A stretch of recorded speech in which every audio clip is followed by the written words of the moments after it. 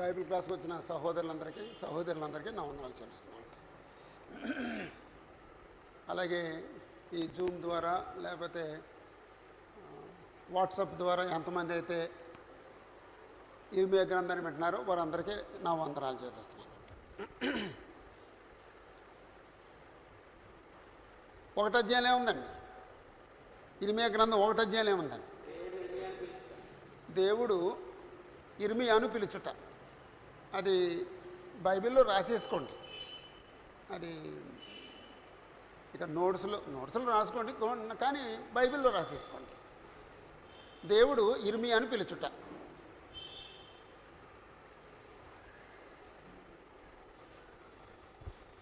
రెండో అధ్యాయం.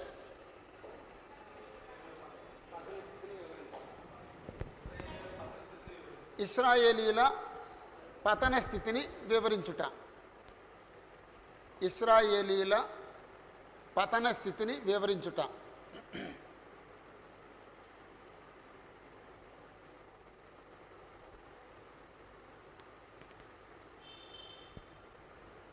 మూడో అధ్యాయం.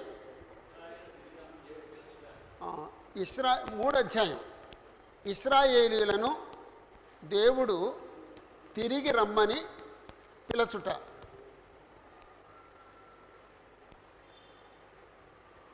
లేక దేవుడు ఇశ్రాయేలీయులను తిరిగి రమ్మని పిలుచుట.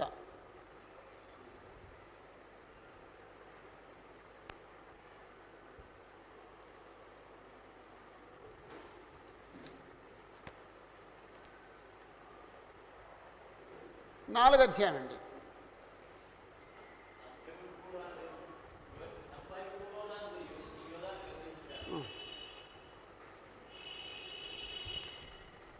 ఇశ్రాయేలుకు సంభవింపబోదాన్ని వివరించి, వారికి సంభవింపబో వాటిని వివరించి యూదాను గద్దించుట. సంభవింపబో వాటిని వివరించి యూదాను గద్దించుట.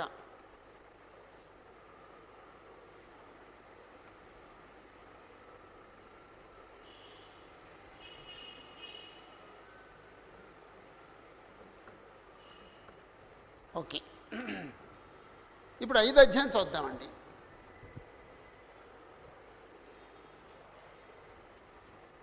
5వ అధ్యాయం చూద్దాం.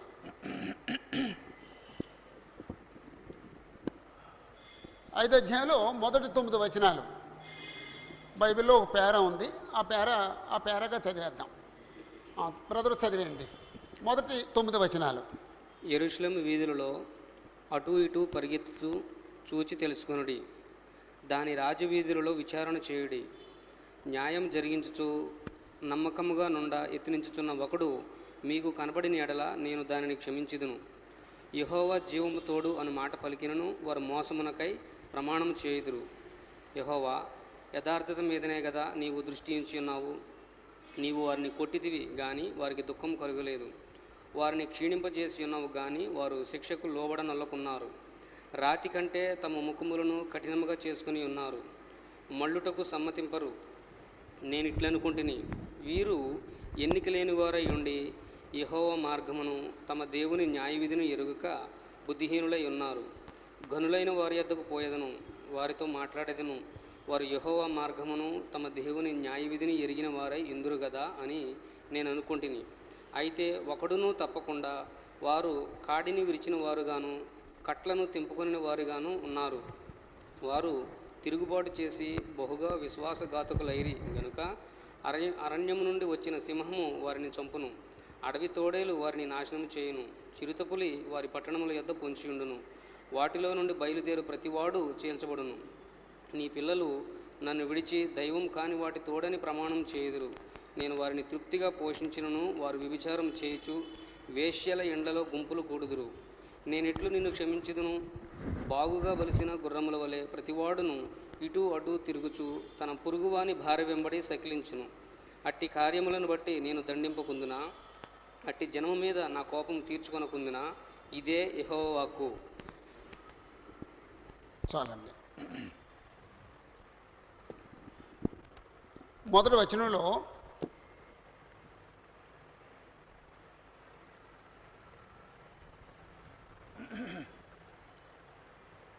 ఎక్కడెక్కడో విచారించి తెలుసుకోండి, ఎక్కడెక్కడో విచారించండి అంటున్నాడండి. ఎక్కడ విచారించాలటండి?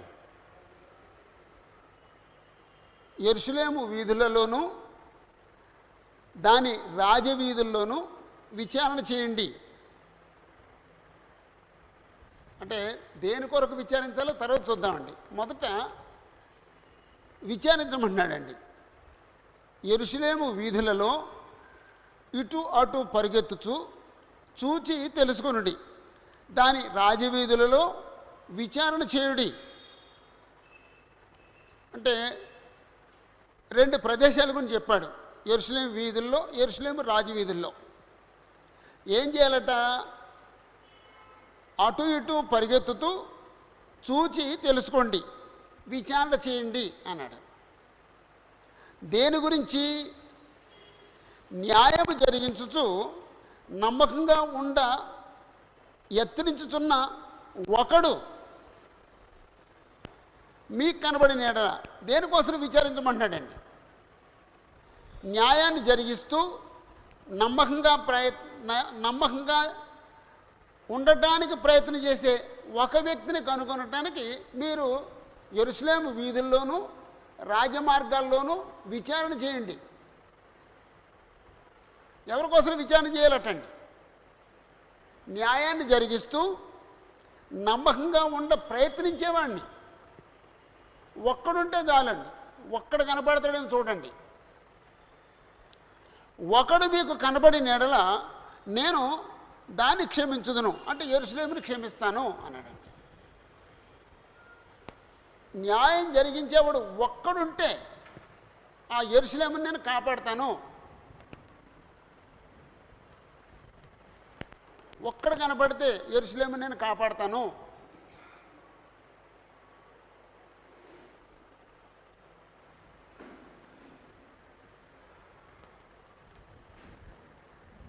అంటే దాని అర్థం ఏంటండి? ఒక్కడు కూడా లేరనమాట అండి. యెరూషలేములో ఒక్కరు కూడా లేరనమాట అండి.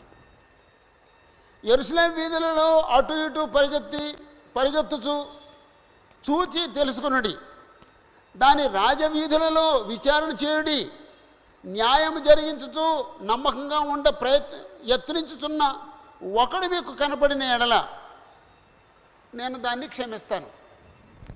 అప్పుడు ఈ 1వ వచనం చదివిన తర్వాత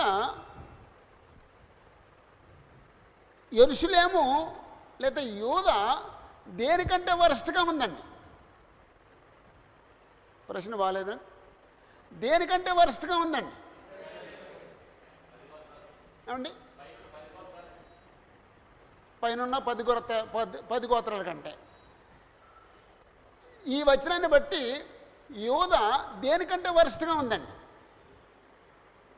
హలో మాస్టర్, దేనికంటే వరస్ట్గా ఉంది? సొదొమ గొమొర్రా కంటే వరస్ట్గా ఉంది కాదండి?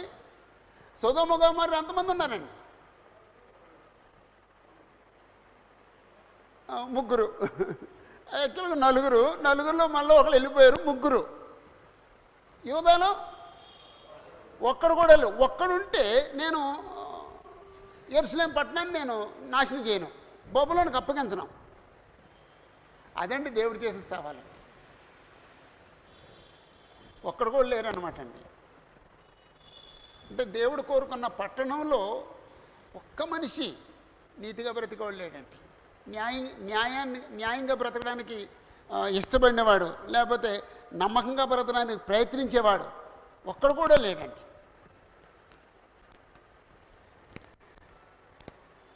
అంటే 1వ వచనానికి ఒక పేరు పెట్టండి.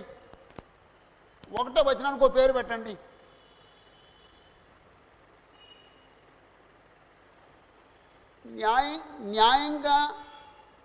న్యాయం జరిగించేవాడు ఒక్కడు కూడా లేడు. అది న్యాయం జరిగించేవాడు ఒక్కడు కూడా లేడు. అది అంటే 1వ వచనానికి ఓ పేరు పెట్టుకోవాలంటే అది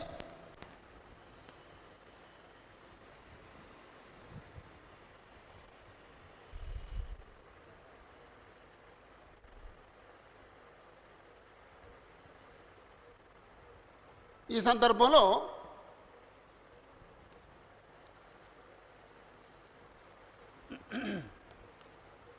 ఆదికాండం 18వ అధ్యాయం 20వ వచనం నుండి 33వ వచనం వరకు వేసుకోండి, మీరు నోట్స్లో వేసుకోండి. ఆదికాండం 18వ అధ్యాయం 20వ వచనం నుండి 33వ వచనం వరకు వేసుకోండి.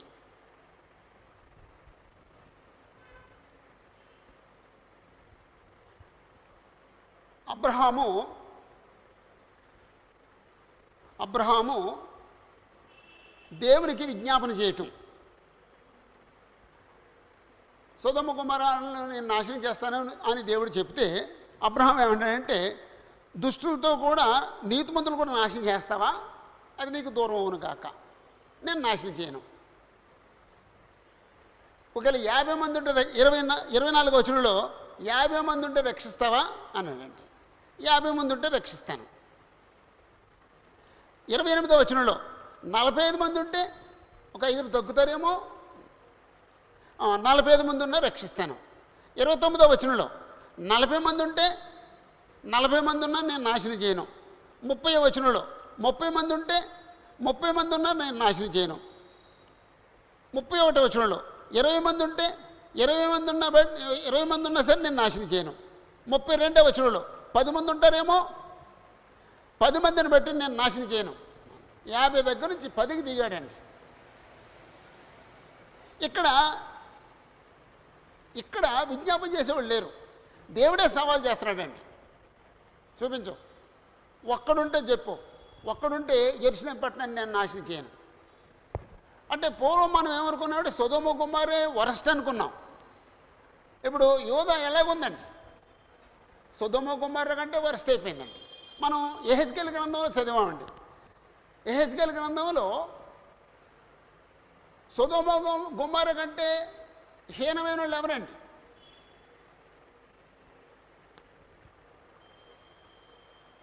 ఇశ్రాయేలీలు, యూదులు. ఇశ్రాయేల్ని, యూదుల్ని సొదొమ కంటే హీనమన్నాడండి. యెషయా గ్రంథం 1వ అధ్యాయంలో ఎవరిని సొదొమ అని పిలిచాడండి? యూదాని సొదొమ అని పిలిచాడండి 10వ వచనంలో. యెషయా గ్రంథం 1వ అధ్యాయం 9వ వచనంలో, 9, 10 వచనాల్లో సొదొమ 10వ వచనం, సొదొమ న్యాయాధిపతులారా యెహోవా మాట ఆలకించుడి. ఎక్కడున్నారండి సొదొమ న్యాయాధిపతులు? ఎక్కడున్నారండి సొదొమ న్యాయాధిపతులు? యెషయా గ్రంథం రాసేటప్పటికి సొదొమ న్యాయాధిపతులు ఉన్నారా? మరి ఏంటి అలా అన్నాడండి? ఏమండి, యూదుల్ని అపహాస్యంగా అంటున్నాడండి. యూదుల్ని సొదొమ న్యాయాధిపతులారా అంటున్నాడండి. సొదొమ న్యాయాధిపతులారా యెహోవా మాట ఆలకించుడి, గొమొర్రా జనులారా మన దేవుని ఉపదేశమునకు చెవియొగ్గుడి.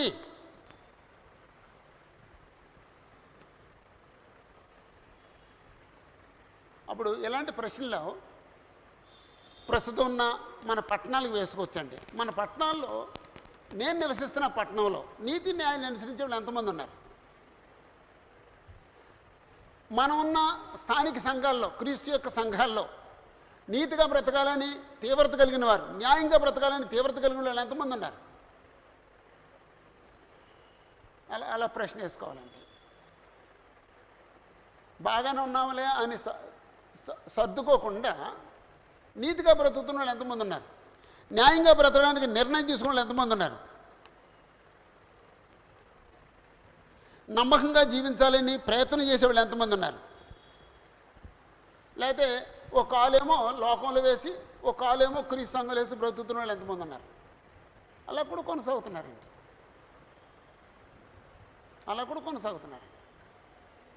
అన్యుల ఆచారాలన్నీ జరిగిస్తారు, క్రీస్తు యొక్క సంఘంలో ఉంటారు. అలాంటి వాళ్ళు లేరండి? వాళ్ళు ఎంతమంది ఉన్నారు? అంటే పూర్ణ హృదయంతో తండ్రి అయిన దేవుణ్ణి ఆరాధిస్తున్న వాళ్ళు, ప్రేమిస్తున్న వాళ్ళు ఎంతమంది ఉన్నారు? అలాంటిది మనసులో పెట్టుకుని ఒకవేళ సువార్థికులుగా మనం సేవ చేయగలిగితే కొంతమందిని రక్షించగలుగుతాం, కొంతమందిని రక్షణ నడిపించగలుగుతాం. అందరూ బాగున్నారని కళ్ళు మూసి కూర్చుంటే మాత్రం నష్టం జరుగుద్ది. ఓకే, 1వ వచనం. 2వ వచనం, యెహోవా జీవం తోడు అను మాట పలికినను వారు మోసం చేయుటకై ప్రమాణం చేయుదురు. యెహోవా జీవము తోడు అను మాట పలికినను వారు మోసం చేయుటకై ప్రమాణం చేయుదురు. దేవుడైన యెహోవా 10 ఆజ్ఞలు ఇచ్చినప్పుడు, లేకపోతే ధర్మశాస్త్రం ఇచ్చినప్పుడు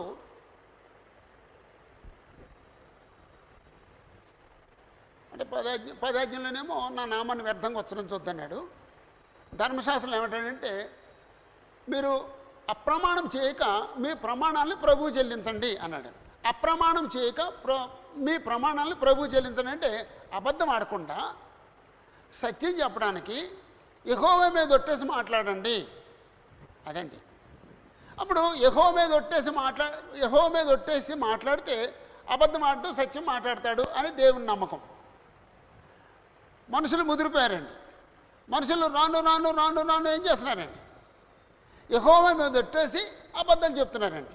యెహోవా మీద ఒట్టేయమని దేవుడు ఎందుకు చెప్పాడు? అబద్ధం ఆడకుండా ఉండటానికి చెప్పాడు. కానీ మనుషులు ఏం చేస్తున్నారు?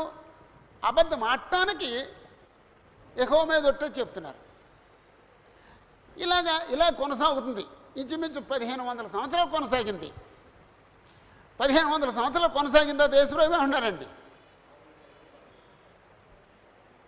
అసలు మీరు ఒట్టు పెట్టుకోవద్దు. ఆకాశం తోడనొద్దు, అది దేవుని సింహాసనం. భూమి తోడనొద్దు, అది నా పాదపీఠం. యెరూషలేము తోడనొద్దు, అది మహారాజు పట్టణం. నీ తలతోడని ఒట్టు పెట్టుకోవద్దు. నువ్వు ఒక తల వెంట్రుకని నలుపుగా కానీ తెలుపుగా కానీ చేయలేవు. మరి ఏం చేయాలి? మీ మాట అవునంటే అవును, కాదంటే కాదు అని ఉండవలను అన్నాడండి. ఇది సరైన పరిష్కారం అనమాట అండి. ఈరోజు నేను చాలా చోట్ల చాలాసార్లు ఎవరి దగ్గర వెళ్ళినప్పుడు నువ్వు సత్యం చెప్తున్నావా, దేవుడి మీద ఒట్టేసి చెప్పు అందాం అనుకుంటానండి. అనుకుని అసలు దేవుడు నమ్మినాడు ఎవడున్నాడు, వేస్ట్ ఆ మాట అంటాం అనవసరం అనుకుంటానండి. అంతకంటే పవర్ఫుల్ ఏంటి తెలుసా అండి? నీ కొడుకు మీద ఒట్టేసి చెప్పు, అది పవర్ఫుల్ అండి.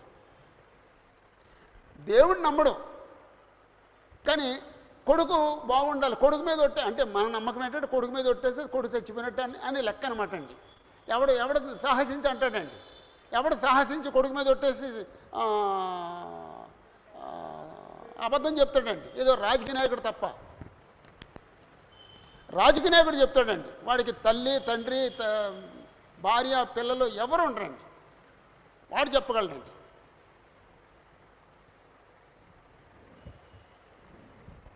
ఇంతకీ ఏంటి ప్రాబ్లం? సత్యం చెప్పే అలవాటు పోయింది. యథార్థంగా మాట్లాడే అలవాటు పోయింది. ఉన్నట్టుగా మాట్లాడే నమ్మకత్వము పోయింది. ఇక్కడ యూదుల పరిస్థితి ఎలా తయారైందండి? యెహోవా జీవం తోడు అంటారటండి. కానీ యెహోవా జీవం తోడు అని చెప్పి మోసం చేయడానికి ఆ ప్రమాణాన్ని వాడతారటండి.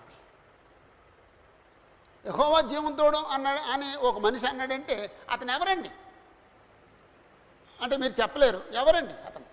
విశ్వాసి. యెహోవా జీవం తోడు అన్నాడంటే అతను విశ్వాసి. అందుకే 4వ అధ్యాయంలో ఈ విషయం చదివాం. 4వ అధ్యాయం 2వ వచనంలో సత్యమును బట్టి, న్యాయమును బట్టి, నీతిని బట్టి యెహోవా జీవము తోడని ప్రమాణం చేసిన ఎడల జనులు ఆయన యందు తమకు ఆశీర్వాదం కలుగును అనుకుందరు. జీవం తోడని ఒక వ్యక్తి ప్రమాణం చేస్తే 4వ అధ్యాయం 2వ వచనం, దేవుని యందు అతనికి ఆశీర్వాదం కలుగుద్ది అని నమ్ముతాడు. అంతకుముందు కూడా మనం చదివాం. ఎవరైనా సరే యెహోవా జీవం తోడు అని అతను ఉచ్చరించగలిగితే అతను దేవునికి చెందినాడు. అది అద్భుతమైన మాట అండి, రైటేనండి. అన్నిడెవడు యెహోవా జీవం తోడు అండవు. విశ్వాసి మాత్రమే యెహోవా జీవం తోడు అనే పదం వాడతాడు. కానీ ఎంత కలుషితం అయిపోయిందంటే యెహోవా జీవం తోడు అనే మాట కూడా మోసానికి వాడుతున్నారు అన్నాడండి.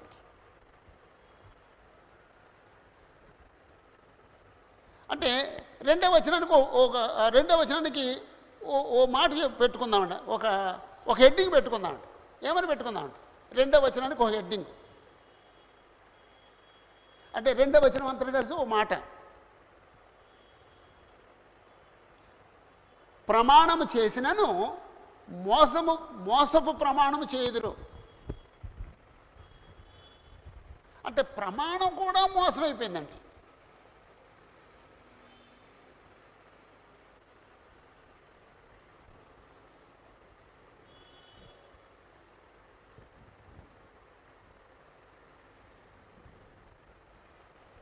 ప్రమాణం కూడా కలుషితమైపోయిందండి, పాలు కలుషితమైపోయినట్టు.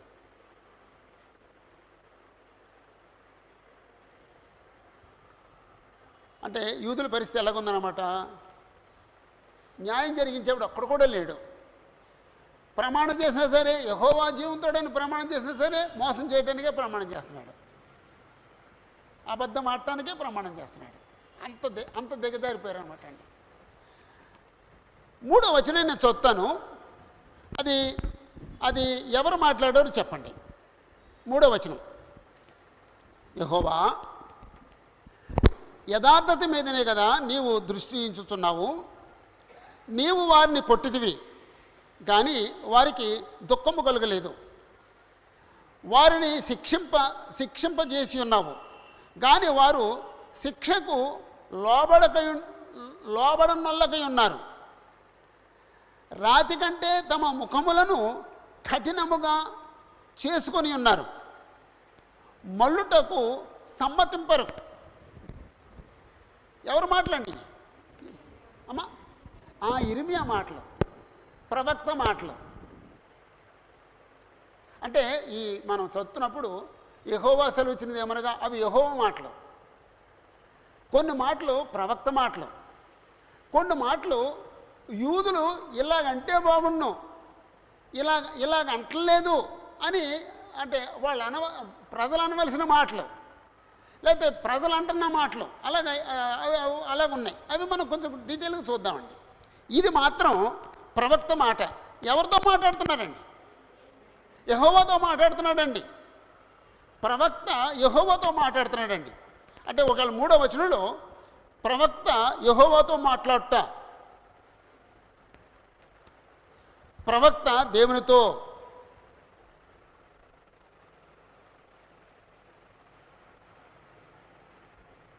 అంటే ప్రతి వచనానికి హెడ్డింగ్ అని వర్రే వద్దండి.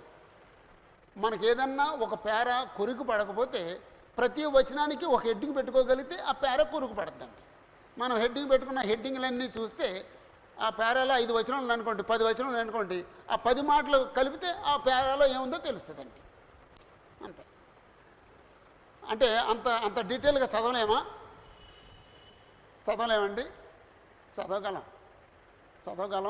చదువుదాం అంతే. నేను అలాగే చదువుతున్నానండి. ప్రతి పేరాకి ఓ పేరు పెట్టుకోగలుగుతున్నానండి. ప్రతి వచనానికి ఒక పేరు పెట్టక చూస్తున్నానండి. ఓకే. ప్రవక్త యెహోవాతో మాట్లాడుతా లేక దేవుడితో మాట్లాడుతా. అప్పుడు ఈ దేవుడితో మాట్లాడుతూ దేవుడికి ఏం వివరిస్తున్నాడు, దేవుడికి ఏం చెప్తున్నాడు? ఇశ్రాయేలు యొక్క పరిస్థితిని వివరిస్తున్నాడు. ఎలాగా? ఇక్కడ 5 పాయింట్లు ఉన్నాయండి. 3వ వచనంలో 5 పాయింట్లు ఉన్నాయి. దేవుడికి 5 పాయింట్లు చెప్పాడు. 1, యెహోవా యథార్థత మీదనే కదా నీవు దృష్టి ఉంచుతున్నావు. అంటే దేవుడు యథార్థత మీద దృష్టి ఉంచుతున్నాడట.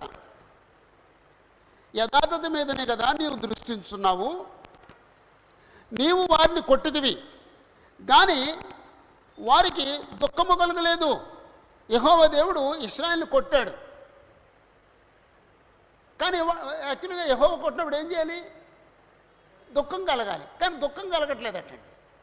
ఇప్పుడు మనం తండ్రులు ఒకవేళ కొడుకును కొట్టినప్పుడు కొడుకు ఏం చేయాలంటే ఏడవాలండి. కానీ కొన్నిసార్లు కొడుకు ఏడవడండి. దాని అర్థం ఏంటండి? దాని అర్థం ఏంటి సార్? ఆ కఠినం అయిపోయాడు అనమాట అండి. వాడు మొండోడు అయిపోయాడు అనమాట అండి. అసలు ఈ దెబ్బలు లెక్క చేయట్లేదు అనమాట అండి. ఇప్పుడు మనం చూస్తున్నామండి, పిల్లల్ని కొన్నిసార్లు కొట్టినప్పుడు కొట్టకుండానే ఒకడు ఏడుస్తాడు, ఒకడు కొడితే ఏడుస్తాడు, ఒకడు కొట్టిన ఏడవడు ఒకడు. అంతేనండి. ఇశ్రాయేలు పరిస్థితి, యూదుల పరిస్థితి ఎలాగుందండి? యెహోవా కొట్టినా సరే దుఃఖపడని స్థితి. నీవు వారిని కొట్టిదివి కానీ వారికి దుఃఖము కలగలేదు. వారిని క్షీణింపజేసి ఉన్నావు కానీ వారు శిక్షకు లోబడకి ఉన్నారు. రాతి కంటే తమ ముఖములను కఠినముగా చేసుకుని ఉన్నారు. మళ్ళుటకు సమ్మతింపరు. 5 వచ్చినాయండి. 1 యథార్థం మీదనే కదా నీవు దృష్టించుచున్నావు. అంటే మనుషులు యథార్థంగా బ్రతకాలని దేవుడు దృష్టించాడు. 2 నీవు వారిని కొట్టిదివి కానీ వారికి దుఃఖము కలగలేదు. 3 వారిని క్షీణింపజేసి ఉన్నావు కానీ వారు శిక్షకు లోబడనొల్లకున్నారు. 4 రాతి కంటే తమ ముఖములను కఠినముగా చేసుకుని ఉన్నారు. 5 మళ్ళుటకు సమ్మతింపరు. మళ్ళుటకు అంటే మనసు మార్చుకుంటాకి, తిరిగి నీ దగ్గర రావడానికి వాళ్ళు సమ్మతించరు. యథార్థత మీదనే కదా నీవు దృష్టించున్నావు. అంటే దేవుడు నరులను యథార్థంగా పుట్టించాడు. మనుషులందరూ ఎలా బ్రతకాలనుకున్నాడండి? యథార్థంగా బ్రతకాలనుకున్నాడండి. అదే చెప్తున్నాడండి, దేవుడు చెప్తున్నాడండి. యెహోవా మనుషులు యథార్థంగా ఉండాలని నువ్వు కోరుకుంటున్నావు కదా, వీళ్ళు యథార్థంగా బ్రతకట్లేదని నువ్వు వారిని కొట్టావు కదా, కానీ వాళ్ళు దుఃఖించట్లేదు. వారిని శిక్షింపజేసి ఉన్నావు కానీ వారు శిక్షకు లోబట్టలేదు. రాతి కంటే తమ ముఖాల్ని కఠినం చేసుకున్నారు. మళ్ళటానికి నీ వైపు తిరగటానికి వాళ్ళు సమ్మతించట్లేదు. 5 పాయింట్లు చెప్పాడంటే దేవుడికి. అప్పుడు 3వ వచనానికి ఓ మాట అనుకోవాలంటే, ప్రవక్త ఇశ్రాయేలు యొక్క పరిస్థితిని దేవునితో చెప్పుట.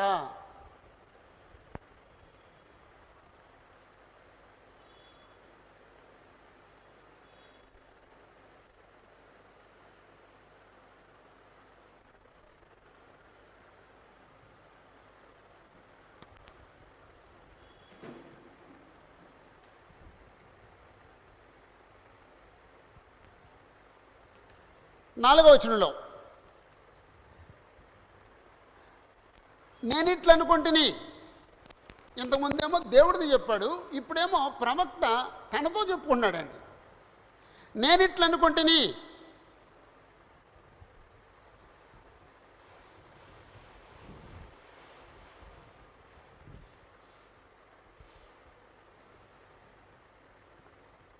అంటే 4వ వచనం కూడా ప్రవక్త మాటలే, 5వ వచనం కూడా ప్రవక్త మాటలే. ప్రవక్త మాటల్లో తాను అనుకుంటాం, నేను ఇట్లా అనుకుంటుని, రైట్, వీరు ఎన్నికలేని వారయుండి యెహోవా మార్గమును తమ దేవుని న్యాయ విధిని ఎరుగక బుద్ధిహీనులై ఉన్నారు. ప్రవక్త తనతో మాట్లాడుకుంటున్నాడు. ఎవరి గురించి మాట్లాడుతున్నాడండి? అమ్మా, యోధావారి గురించి. యోధావారిలో ఎవరి గురించి మాట్లాడుతున్నాడండి? అమ్మా, అదే యోధావారిలో, యెరూషలేము వారిలో ఎవరి గురించి మాట్లాడుతున్నాడు? అమ్మా, ఎన్నిక లేని వారి గురించి మాట్లాడుతున్నాడండి. ఎన్నిక లేని వారు అంటే సామాన్య ప్రజలు అనమాట అండి. అయితే 4వ వచనమేమో ఎన్నిక లేని వారి గురించి మాట్లాడుతున్నాడు. 5వ వచనమేమో ఘనులైన వారి యొద్దకు అన్నాడండి. ఘనులైన వారి గురించి మాట్లాడుతున్నాడు. మీరు బైబిల్లో గుర్తుపెట్టుకున్నప్పుడు ఏదన్నా ఒక కలర్తో కానీ లేకపోతే బ్లూ ఇంక్తో కానీ ఎన్నిక లేని వారు, ఘనులు అది గుర్తుపెట్టుకుంటే ఒక వచనమేమో ఒకరి గురించి మాట్లాడుతున్నాడు, ఒక వచనమేమో ఒకరి గురించి మాట్లాడుతున్నాడు.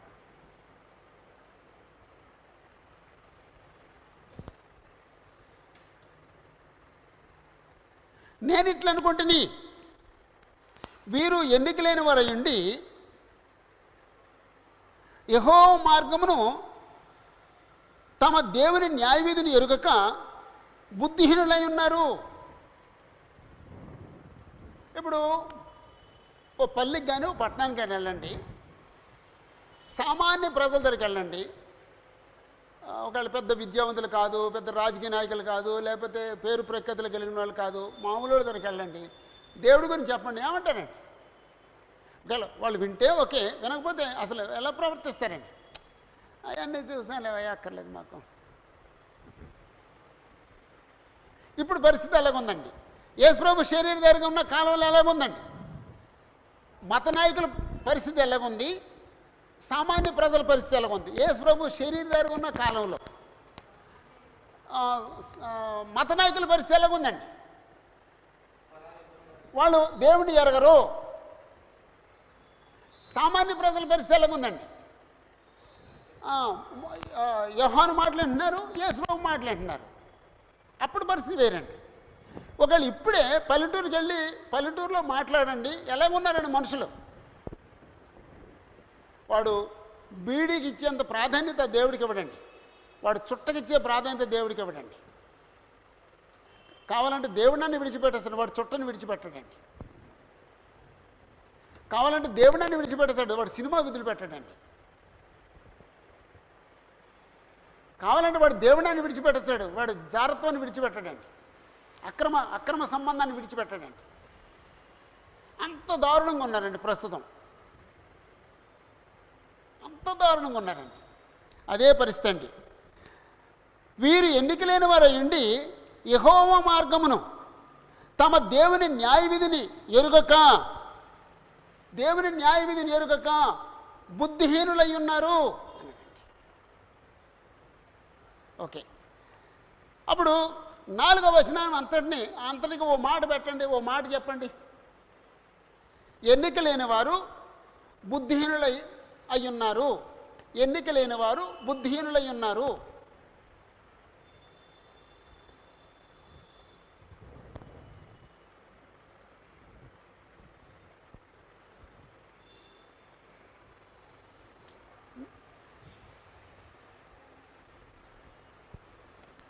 అప్పుడు 5వ వచనం,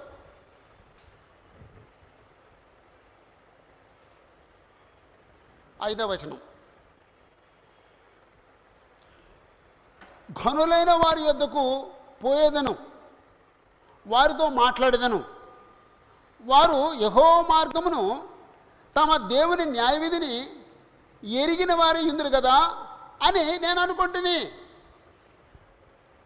అదే ఎన్నిక లేని వారి దగ్గరికి వెళ్ళి వాళ్ళు బుద్ధిహీనులు అయ్యారని గ్రహించి అప్పుడు అనుకున్నాడంటే ఆయన, నేను ఘనుల దగ్గరికి వెళ్తాను, వాళ్ళు యెహోవా న్యాయవిధిని వాళ్ళు ఎరిగి ఉంటారు కదా అనుకున్నాడటండి.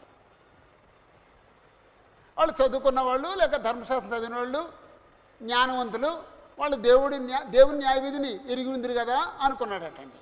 వాళ్ళ పరిస్థితికి వెళితే అక్కడ ఎలా ఉన్నారటండి. అయితే ఒకడును తప్పకుండా అందరూ వారు కాడిని విరిచిన వారుగాను కట్లను తెంపుకొనిన వారుగాను ఉన్నారు. ఘనులు ఎలా ఉన్నారండి? కాడిని విరిచేసిన వాళ్ళగాను కట్లు తెంపుకున్న వాళ్ళుగాను ఉన్నారు అన్నాడండి. నాకు అర్థం కాలేదండి, కాడిని విరిచేయడం ఏంటండి? బ్రదరు నాగభూషణ్ గారు, అమ్మా, అంటే దేవుని న్యాయవిధిని లేదా దేవుని యొక్క ధర్మశాస్త్రాన్ని విరిచేశారటండి. కాడిని దేవుడేమో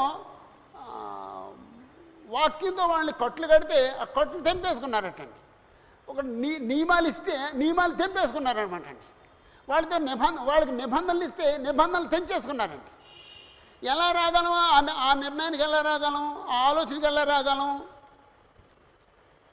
అంటే బైబిల్ అంతట్లో ఆ భావం ఉంది. మత్తయి సువార్త 11వ అధ్యాయంలో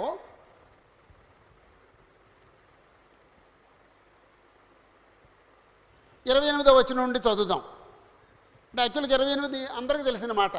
ప్రయాసపడి భారం మోసుకొని సమస్తమైన వారిలో నా యొద్దకు రండి. అక్కడ చదువుతున్నాం. నేను మీకు విశ్రాంతి కలుగు చేస్తాను. నేను సాత్వికుణ్ణి, దీన మనసు గలవాణ్ణి కనుక మీ మీద నా కాడి ఎత్తుకొని నా యొద్ద నేర్చుకునుడి. నా కాడి ఎత్తుకునుడి అంటే నా ఆజ్ఞల్ని గాయకోనండి. నా ఆజ్ఞలు ఎలా పాటించాలో నా దగ్గర నేర్చుకోండి. అప్పుడు మీ ప్రాణాలకు విశ్రాంతి దొరుకుద్ది. ఎలాగనగా నా కాడి సులువుగాను నా భారము తేలిగ్గాను ఉన్నది.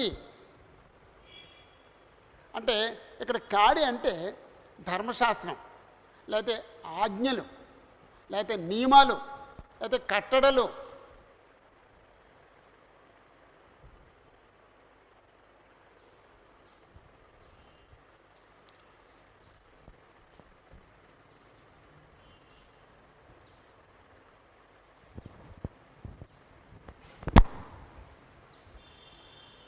ఘనుల దగ్గరికి వెళ్ళాడట.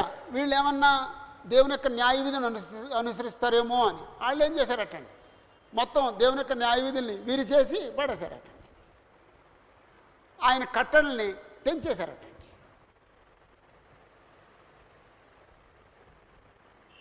ఎలాగుందండి యూదుల పరిస్థితి? ఎలాగుందండి యూదుల పరిస్థితి? దేవుని యొక్క ధర్మశాస్త్రాన్ని అనుసరించిన వారిగా ఉన్నారండి. దేవుని యొక్క కట్టడల్ని గౌరవించిన వారిగా ఉన్నారండి.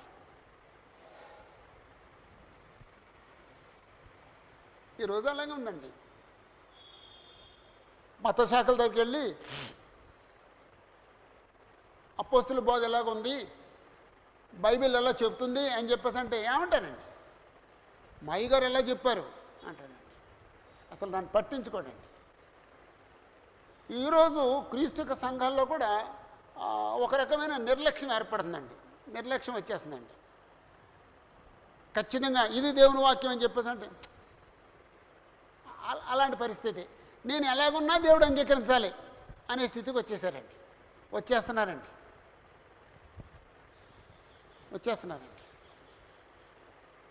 అందుకే దేవుడు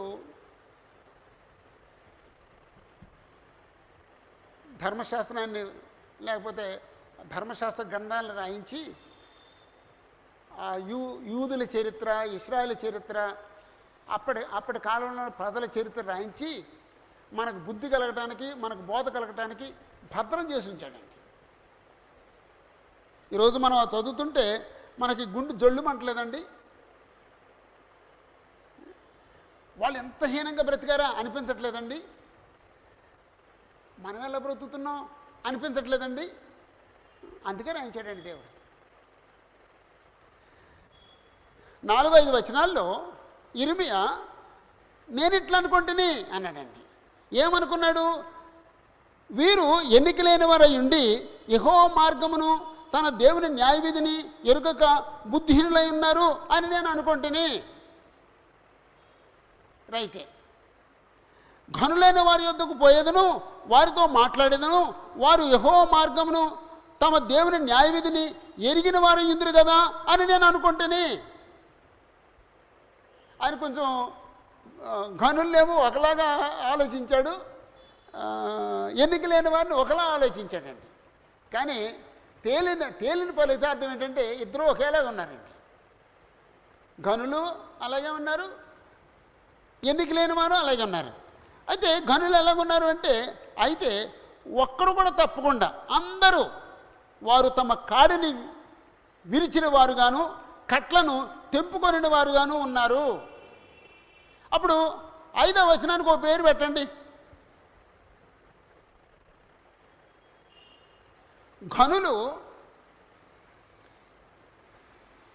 కాడిని విరిచి కట్లను తెంపుకొన్న వారుగా ఉన్నారు. లేదా తెంపుకొనిరి, ఎక్కువ మాటలు రాయకుండా ఉండాలంటే ఘనులు కాడిని విరిచి కట్లను తెంపుకొనిరి.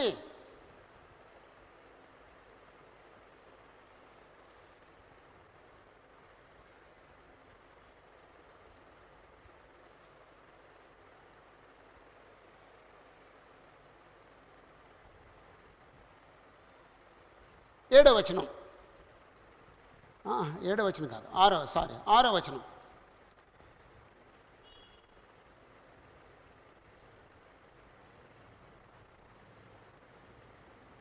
వారు అంటే యూదులు తిరుగుబాటు చేసి బహుగా విశ్వాసఘాతుకులైరి.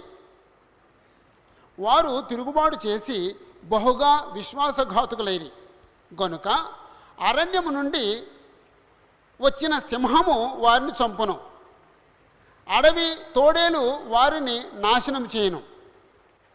చిరుతపులి వారి పట్టణంలో యొద్ద పొంచియుండును. వాటిలో నుండి బయలుదేరు ప్రతి వాడును చీల్చబడును.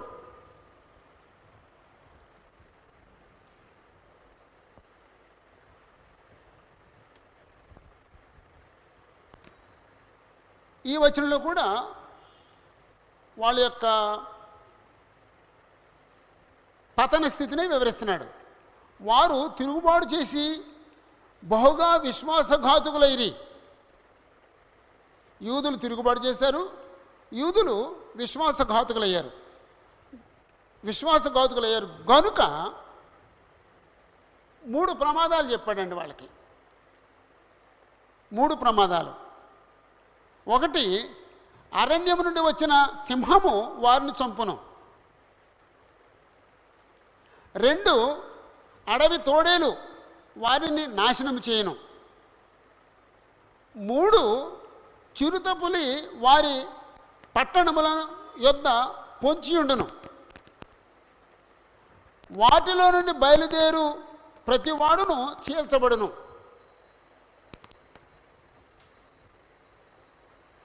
ఇక్కడ ప్రమాదాలు సింహం, తోడేలు, చిరుతపులి.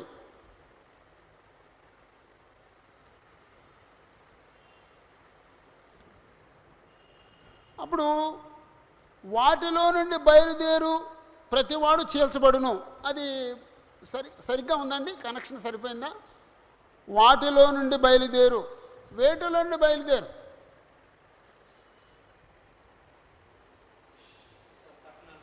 పట్టణాలండి. ఎందుకంటే వారి పట్టణంలో ఎంత పొంచియుండును అన్నాడు కదా.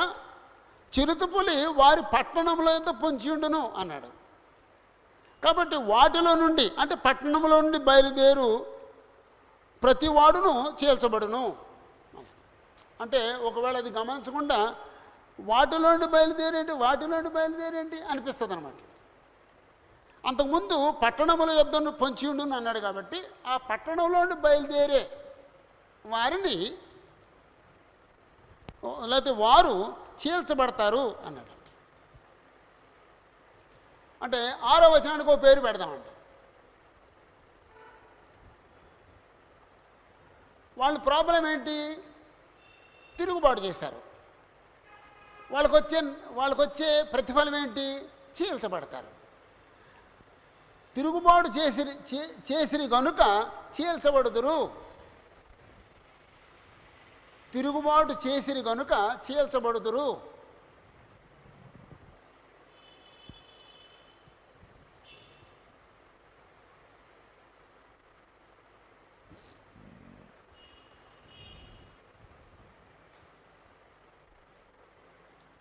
తిరుగుబాటు చేశారు. మనం ఎహెజ్కేల్లో కూడా చూసామండి, తిరుగుబాటుతోనే స్టార్ట్ అయింది. ఎహెజ్కేల్ గ్రంథం తిరుగుబాటుతోనే స్టార్ట్ అయిందండి. ఇర్మియా కాలంలో కూడా తిరుగుబాటు చేస్తున్నారు, ఎహెజ్కేల్ కాలంలో తిరుగుబాటు చేస్తున్నారు. ఇశ్రాయేలు అషూరు చెరకు వెళ్ళటం చూశారు, అయినా సరే తిరుగుబాటు చేస్తున్నారండి. అదండి వాళ్ళ పరిస్థితి. ఓకే, 7వ వచనం.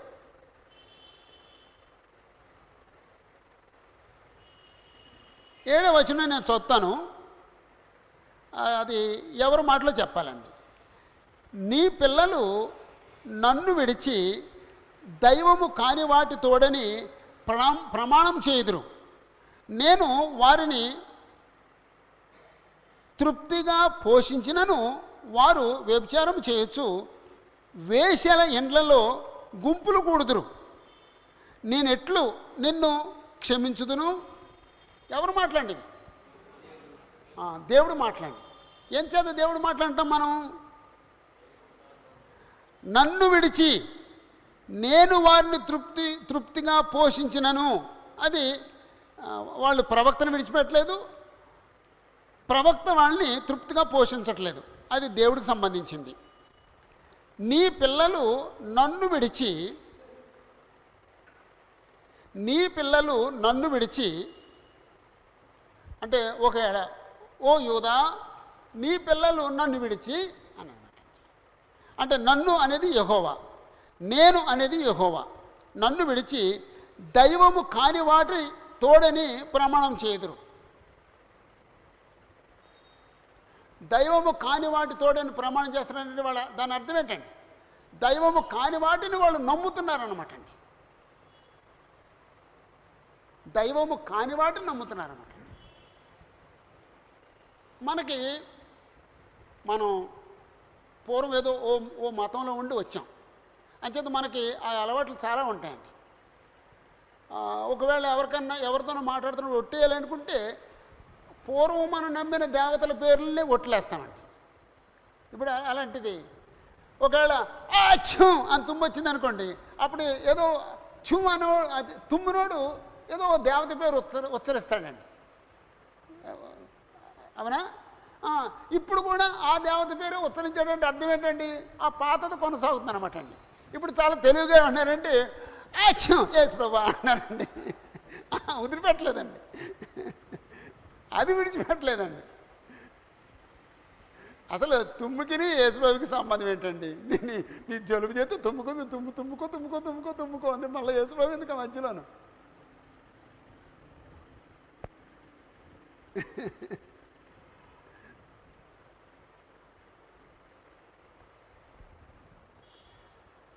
వాళ్ళు విగ్రహాలను నమ్ముతున్నారు కాబట్టి విగ్రహాల మీద తోడని ప్రమాణం చేస్తున్నారు.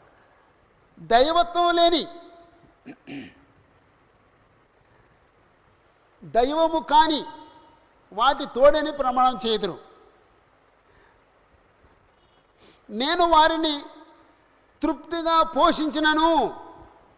నేను తృప్తిగా పోషించినను అంటే నేను వర్షాలు రప్పించి పంట పండేటట్టుగా చేసి, ఆ తెగులు రాకుండా చేసి, ఆ పంట ఇంటికి చేర్చి, వాళ్ళు ఆ పంటను తినేటట్టుగా చేసి, వాళ్ళు తృప్తిగా భోంచేటట్టుగా చేసినా సరే నన్ను నమ్మట్లేదు వాళ్ళు. ఆ దైవత్వం లేని ఆ దేవతలనే నమ్ముతున్నారు. అందుకే ఏమంటాడంటే నేను వారిని తృప్తిగా పోషించినను వారు వ్యభిచారం చేయొచ్చు. అక్కడ అవుతాడు వ్యభిచారం చేయొచ్చు అన్నాడండి. యెషయా గ్రంథంలో ఈ భావం చెప్పాడండి. ఎలాగంటే నేను వాళ్ళకి ఆహారం ఇచ్చి పోషిస్తున్నాను. ఆహారం ఇచ్చింది ఇతర దేవతలు అంటున్నారు వాళ్ళు. నేను వాళ్ళకి క్షేమాన్ని ఇస్తున్నాను, ఆ క్షేమాన్ని ఇచ్చింది ఇతర దేవతలు అంటున్నారు. నేను వాళ్ళకి సంపద ఇస్తున్నాను, ఆ సంపద ఇచ్చింది ఇతర దేవతలు అంటున్నారు వాళ్ళు. యెషయా కాలంలో కూడా అదే పరిస్థితి అండి. ఇంచుమించు యెషయా కాలం ఏ కాలం అండి అంటే స్పెసిఫిక్గా కాకపోయినా ఎన్ని వందలో చెప్పండి. యెషయా కాలం ఎన్ని వందలు? క్రీస్తు పూర్వం ఎన్ని వందలు? 700. ఓకే. ఇర్మియా ఎన్ని వందలు? సారీ, ఇర్మియా ఎన్ని వందలు? 600. యెహెజ్కేలు ఎన్ని వందలు? యెహెజ్కేలు 500. నెహెమ్యా 400. అంచేతే 700 అలాగే ఉన్నారు, 600లోనూ అలాగే ఉన్నారు, 500లోనూ అలాగే ఉన్నారండి. పోషించేవాడేమో యెహోవా, ఘనత వెళ్ళేదేమో విగ్రహాలకి. ఎంత దారుణం అండి, ఎంత దారుణం అండి. నీ ఆర్థిక అవసరాలు ఏం తీరట్లేదా? రా, ఇదిగో ఈ దేవతను నువ్వు మొక్కినట్టయితే నీకు సంపదే సంపద, సంపదే సంపద, ఆ పక్కింటోడు ఆస్తి వచ్చి నీకు పడిపోతాయి అని ఈడెళ్ళి ఈడు చేస్తున్నాడండి. ఇప్పుడు మన దేశంలో సంపద ఇచ్చే దేవుడు ఎవరండి? మన దేశంలో పోనీ దేవత, మన దేశంలో సంపద ఇచ్చే దేవత ఎవరండి?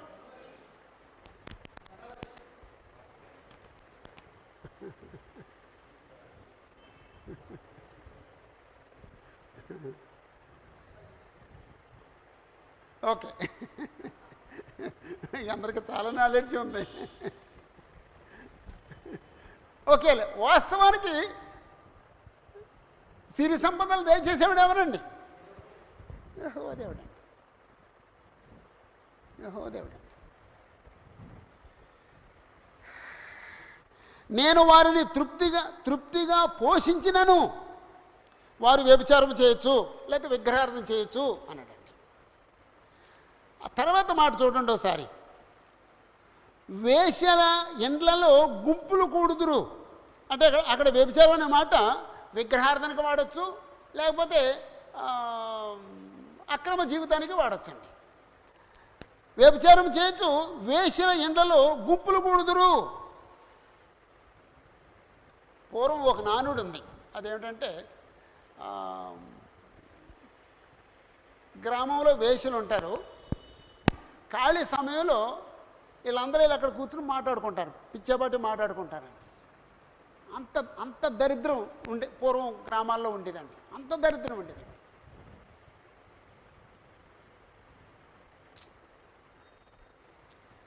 అంటే యూదయలో కూడా అలాంటిది ఉందన్నమాట అండి. యెరూషలేం పట్టణంలో కూడా అలాంటిది ఉందన్నమాట అండి. వ్యభిచారం చేయొచ్చు, వేశ్యల ఎండల్లో గుంపు కూడుదురు అంటే మీటింగ్లు ఏర్పాటు చేస్తారన్నమాట అండి, పిచ్చేబట్టి మాట్లాడుకుంటారన్నమాట. ఇప్పుడు లైబ్రరీకి వెళ్తారు, అప్పుడు లైబ్రరీ లేవండి.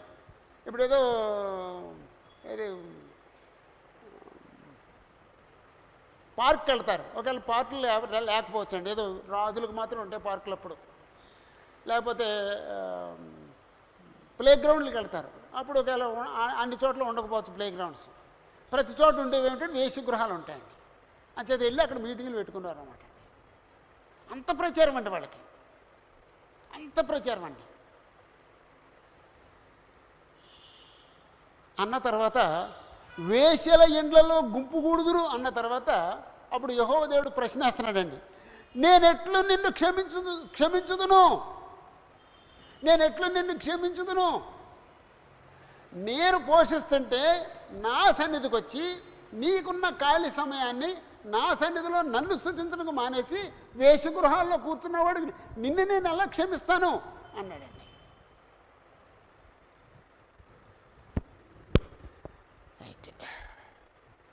7వ వచనానికి ఏం పేరు పెట్టుకోవచ్చండి?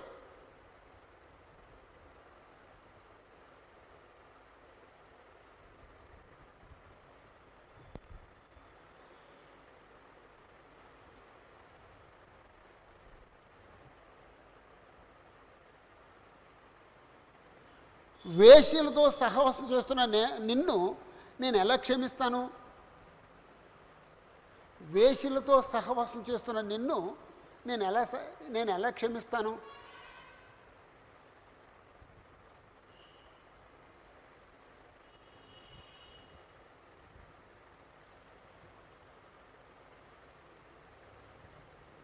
నీ పిల్లలు నన్ను విడిచి దైవము కాని వాటి తోడని ప్రమాణం చేయుదురు. నేను వారిని తృప్తిగా పోషించినను వారు వ్యభిచారం చేయొచ్చు, వేశ్యల ఇండ్లలో గుంపులు కూడుదురు. నేను ఎట్లు నిన్ను క్షమించుదును?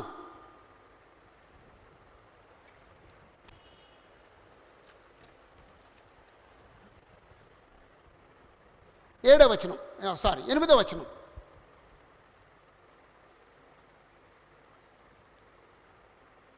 బాగుగా బలిసిన గుర్రం వలె ప్రతివాడును ఇటు అటు తిరుగుచు తన పొరుగువాని భార్య వెంబడి సకిలించును.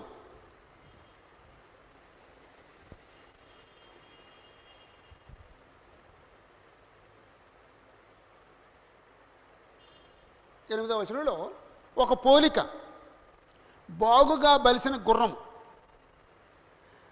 బాగుగా బలిసిన గుర్రం వలె ఎవరో సకిలిస్తున్నారటండి. గుర్రం సకిలిస్తుంది, ఆ గుర్రంలా సకిలిస్తున్నారట. ఎవరంటే ప్రతివాడును అన్నాడండి. యూదుల్లో పరిస్థితి ఎలా ఉందంటే ప్రతివాడును ఇటు అటు తిరుగుచు తన పొరుగువాని భార్య వెంబడి సకిలించును. అంటే ఇతరుల భార్యలను కోరుకునే మనసు కలిగి ఉంటారన్నమాట. పోలిక ఏమిటంటే బాగుగా బలిసిన గుర్రం వలె సెకిలిస్తారటండి, వెకిలిగా ప్రవర్తిస్తారండి. ఇప్పుడు రోడ్లమ్మడి తిరిగే ఈ కుర్రకారంతా ఏం చేస్తున్నారండి? అదే చేస్తున్నారండి.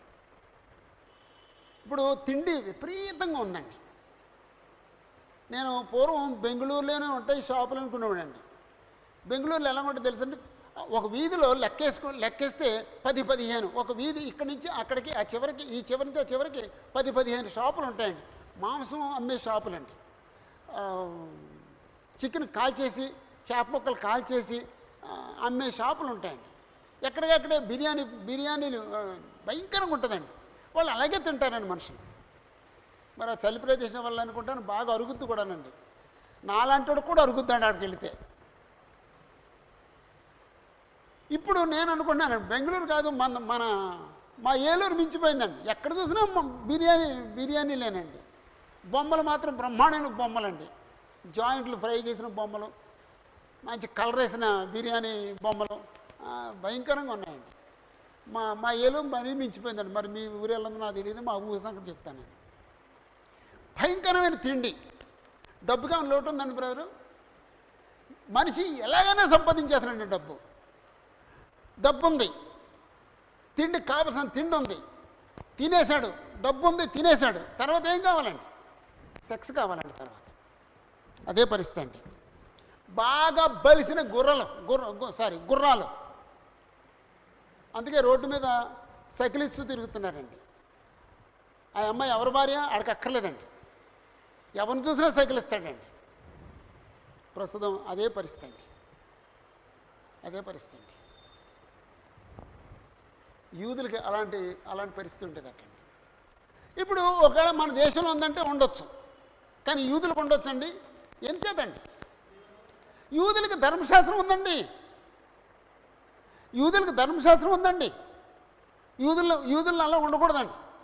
కానీ ధర్మశాస్త్రాన్ని విరిచేశారు కాబట్టి, ధర్మశాస్త్రపు కొట్లు తెంచేశారు కాబట్టి ఎవరి ఇష్టానుసారం ఎవడు బతుకుతున్నాడండి.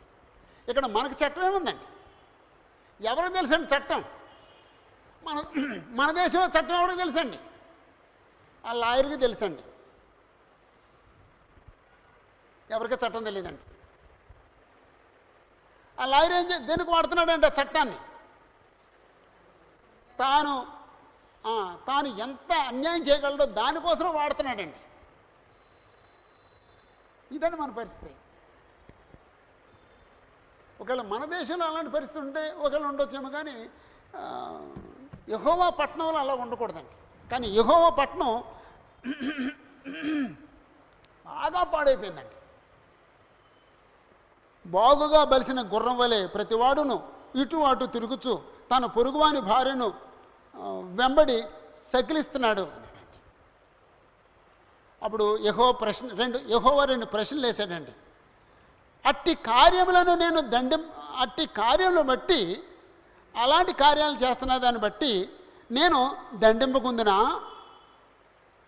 అట్టి జనం మీద నా కోపము తీర్చుకొనకుందునా? ఇదే యెహోవాకు. అంటే ఈ అధ్యాయంలో 9 ప్రశ్నలు ఉన్నాయండి. ఈ అధ్యాయంలో 9 ప్రశ్నలు ఉన్నాయండి.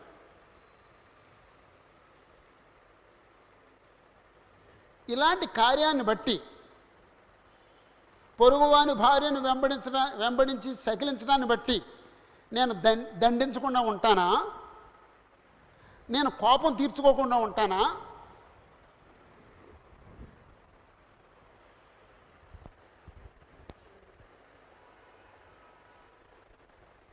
ఓకే, అప్పుడు ఈ 9 వచనాలకి ఒక హెడ్డింగ్ పెట్టాలండి. ఈ పేరాకి హెడ్డింగ్ పెట్టాలండి. అవుద్దండి. 1వ వచనంలో ఒక్కడు కూడా లేడు అన్నాడండి. 2వ వచనంలో యెహోవా నామాన్న యెహోవా జీవంతోడని ప్రమాణం చేసినా సరే మోస ప్రమాణాలు చేస్తున్నారు. 3వ వచనంలో ప్రవక్త దేవుడితో మాట్లాడుతున్నాడు. ఇశ్రాయేల్ గురించి మాట్లాడుతున్నాడు. ఇశ్రాయేల్ పరిస్థితిని వివరిస్తున్నాడు. వారు ముఖాలు రాళ్ళ కఠినం చేసుకున్నారు అన్నాడు. ప్రవక్త తనతో మాట్లాడుకుంటున్నాడు. 4వ వచనంలో ఎన్నికలేని వారిని చూశారట, వాళ్ళు న్యాయ విధిని ఎరుకక బుద్ధిహీనులయ్యారు. ఘనుల దగ్గరికి వెళ్ళాడు. ఘనులు ఎలా ఉన్నారంటున్నాడంటే కాడిని విరిచేసి కట్టలు తెంపేసుకున్నారు అన్నాడండి. 6వ వచనంలో వీళ్ళు తిరుగుబాటు చేశారు, విశ్వాసఘాతుకులు అన్నాడండి. దాన్ని బట్టి సింహం ద్వారాను, అడవి తోడేలు ద్వారాను, చిరుతుపుల ద్వారాను వాళ్ళకి నాశనం చేస్తాను, వాళ్ళని చీల్చబడతారు అన్నాడండి. తిరుగుబాటు చేశారు కాబట్టి చీల్చబడతారు. 7వ వచనంలో వారు వేషలతో సహవాసం చేశారు కాబట్టి నేను ఎలా క్షమిస్తాను అన్నాడండి. 8వ వచనంలో బలిసిన గుర్రాల్లాగా వాళ్ళు సకిలిస్తున్నారు అన్నాడండి. 9వ వచనంలో ఇలాంటి కార్యాలు చేస్తున్న వాళ్ళని నేను ఎలా దండించకుండా ఉంటాను, నా కోపం తీర్చుకోకుండా ఎలాగుంటాను, నా కోపం తీర్చుకుంటాను.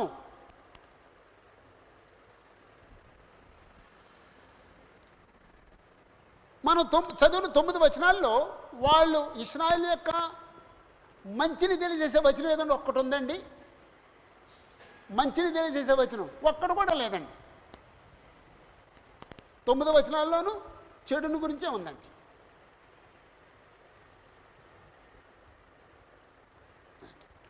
చివరి వచనం ఏమంటాడు? నేను దండించకుండా ఎలాగుంటాను అన్నాడండి. 9వ వచనంలో అట్టి కార్యాలను బట్టి నేను దండింపకుందునా, నేను దండించకుండా ఎలాగుంటాను, నేను దండిస్తాను. అప్పుడు దాన్ని అంటే వాళ్ళు చేసిన చెడ్డ పనులన్నీ చెప్పాడు. నేను దండించకుండా ఎలాగుంటాను అన్నాడు. దాన్ని బట్టి ఏమనుకోవాలండి మనం? ఇశ్రాయేలుని దేవుడు ఇశ్రాయేలును దండించుటకు కారణములు, దేవుడు ఇశ్రాయేలులను దండించుటకు కారణములు.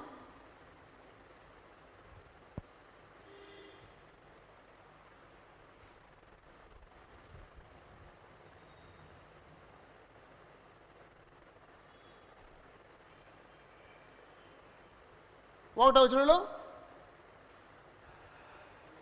ఒక్కడూ లేడు కాబట్టి, లేకపోతే నమ్మకంగా బ్రతకాలని ప్రయత్నం చేసేవాడు ఒక్కడూ లేడు కాబట్టి, మోస ప్రమాణాలు చేస్తున్నారు కాబట్టి, వాళ్ళ ముఖం కఠినం చేసుకున్నారు కాబట్టి, రాయిలో కఠినం చేసుకున్నారు కాబట్టి, ఎన్నిక లేని వారు బుద్ధిహీనులు అయ్యారు కాబట్టి, ఘనులు కట్టలు విరిచేశారు కాబట్టి, లేదా కాడిని విరిచేశారు కాబట్టి, తిరుగుబాటు చేస్తున్నారు కాబట్టి, వేషలతో సహవాసం చేస్తున్నారు కాబట్టి,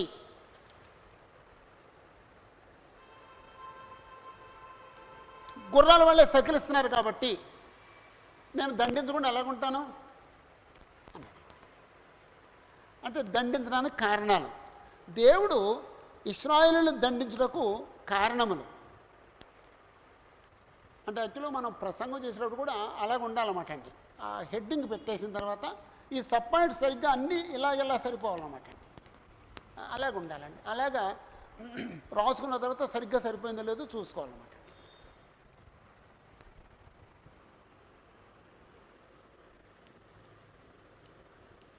దేవుడు ఇశ్రాయేలును దండించుటకు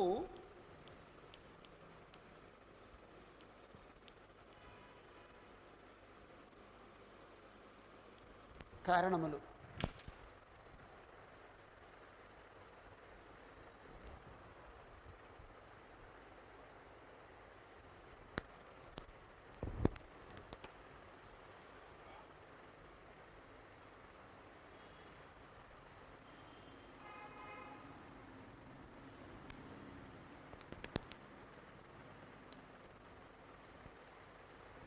అంటే మనం ఈ పేర చదివినప్పుడు యూదుల పరిస్థితి చూడాలి, సరిగ్గా ఇప్పుడున్న లోకానికి సరిపోద్ది. ఒకవేళ క్రీస్తు యొక్క సంఘాల్లో కూడా ఇలాంటివి కొనసాగుతున్నాయేమో ఒకసారి గమనించాలి. అలా అలా అలా కొనసాగకుండా జాగ్రత్త పడాలి. ఓకే, 10వ వచనం నుండి 19వ వచనం వరకు. 10వ వచనం నుండి 19వ వచనం వరకు. దాని ప్రాకారములెక్కి నాశనం చేయుడి, అయినను నిశేషముగా నాశనం చేయకుడి. దాని శాఖలను కొట్టివేయుడి, అవి యెహోవావి కావు. ఇశ్రాయేలు వంశస్థులను యూదా వంశస్థులను బహుగా విశ్వాసఘాతకము చేసి ఉన్నారు. ఇదే యెహోవా వాక్కు. వారు పలుకువాడు యెహోవా కాడనియు ఆయన లేడనియు, కీడు మనకు రాదనియు, ఖడ్గమునైనను కరువునైనను చూడమనియు, ప్రవక్తలు గాలిమాటలు పలుకుదురనియు, ఆజ్ఞ ఇచ్చువాడు వారిలో లేడనియు, తాము చెప్పినట్లు తమకు కలుగుననియు చెప్పుదురు. కావున సైన్యములకు అధిపతియు దేవుడునకు యెహోవా ఎలాగూ సెలవిచ్చుచున్నాడు. వారు ఈ మాటలు పలికినందున నా వాక్యములు వారిని కాల్చినట్లు నీ నోట వాటిని అగ్నిగాను ఈ జనమును కట్టెలుగాను నేను చేసేదను. ఇదే యెహోవా వాక్కు. ఇశ్రాయేలు కుటుంబం వారులారా ఆలకించుడి. దూరమున నుండి మీ మీదికి ఒక జనమును రప్పించెదను. అది బలమైన జనము, పురాతనమైన జనము. దాని భాష నీకు రానిది. ఆ జనులు పలుకు మాటలు నీకు బోధపడవు. వారి అమ్ముల పొది తెరచిన సమాధి. వారందరూ బలాఢ్యులు. వారు నీ పంటను నీ ఆహారమును నాశనం చేయుదురు. నీ కుమారులను నీ కుమార్తెలను నాశనం చేయుదురు. నీ గొర్రెలను నీ పశువులను నాశనం చేయుదురు. నీ ద్రాక్ష చెట్ల ఫలమును నీ అంజూరపు చెట్ల ఫలములను నాశనం చేయుదురు. నీకు ఆశ్రయముగా నున్న ప్రాకారములు గల పట్టణములను వారి కత్తి చేత పాడు చేయుదురు. అయినను ఆ దినములలో నేను మిమ్మల్ని శేషము లేకుండా నశింపచేయను. ఇదే యెహోవా వాక్కు. మన దేవుడైన యెహోవా దేనిని బట్టి ఇవన్నీ మాకు చేశానని వారు అడుగగా, నీవు వారితో ఎలాగనుము, మీరు నన్ను విసర్జించి మీ స్వదేశములో అన్య దేవతలను కొలిచినందుకు మీది కాని దేశంలో మీరు అన్యులను కొలిచెదరు అని యెహోవా సెలవిచ్చుచున్నాడు. చాలండి.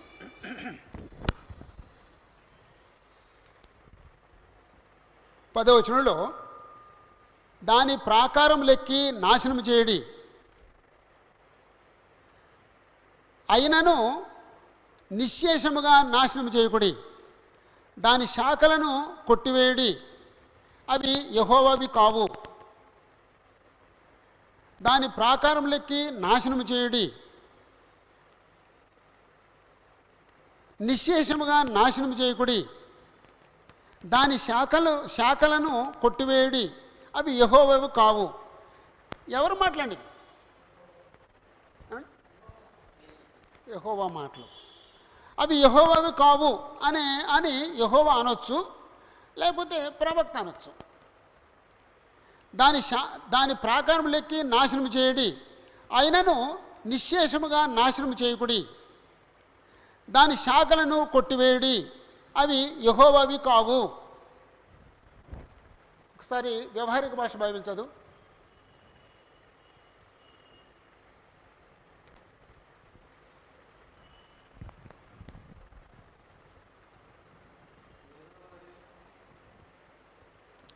పదో వచనం.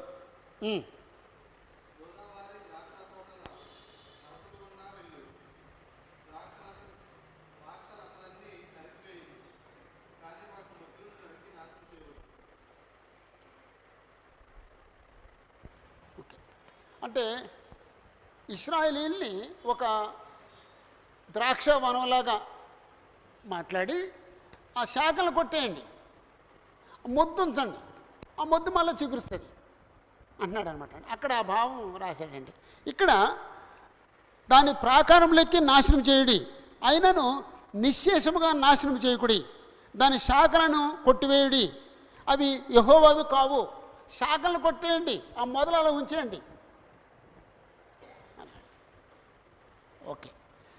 నిశ్శేషముగా నాశనం చేయకుడి అంటే శేషం లేకుండా నాశనం చేయొద్దు, శేషం ఉంచండి అన్నట్టండి. ఇప్పుడు 4 అధ్యాయంలో ఎన్నిసార్లు చెప్పాడండి అలాంటి మాట?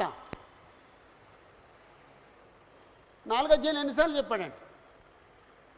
ఇంతసేపు కాదు, పోయినసారి చెప్పుకున్నాం మనం. 5 సార్లు చెప్పాడండి. ఈ అధ్యాయంలో 2 సార్లు చెప్పాడండి. 10వ వచనంలోను 18వ వచనంలోను. 18 అయినను ఆ దినములలో నేను మిమ్మును శేషము లేకుండా నశింపచేయను, శేషం ఉంచుతాను, శేషమే రక్షించబడద్ది.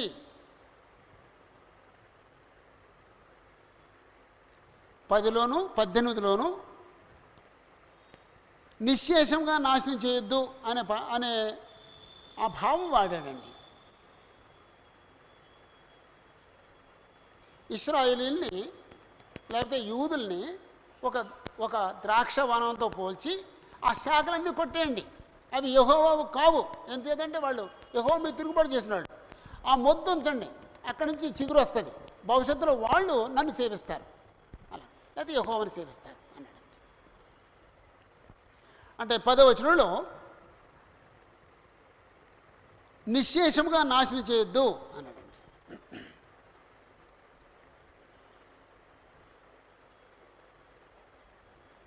11వ వచనం,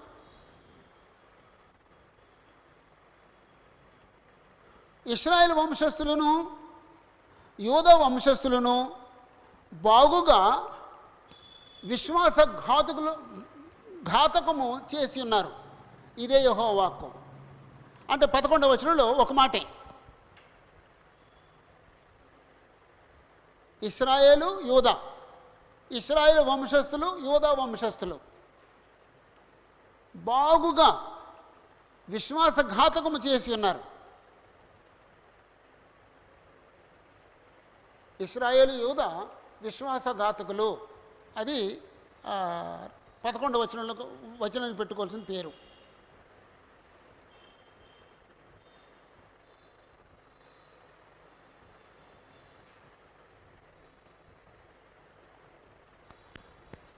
పన్నెండు 13 వచనాలు కలిసి ఉన్నాయి. 12, 13 వచనాలు కలిసి ఉన్నాయి. అక్కడ వారు అన్నాడండి. ఎవరు వాళ్ళు? ఇశ్రాయేలీలు. వారు ఇలా పలుకుతున్నారు. ఏమని పలుకుతున్నారంటే, పలుకువాడు యెహోవా కాడు అనియు, ఆయన లేడు అనియు, కీడు మనకు రాదు అనియు, ఖడ్గమునైనను కరువునైనను చూడము అనియు, ప్రవక్తలు గాలి మాటలు పలుకుదురు అనియు, ఆజ్ఞించేవాడు వారిలో లేడనియు, తాము చెప్పినట్లు తమకు కలుగుదనియు చెప్పుకొందరు. 2 వచనాలు. అంటే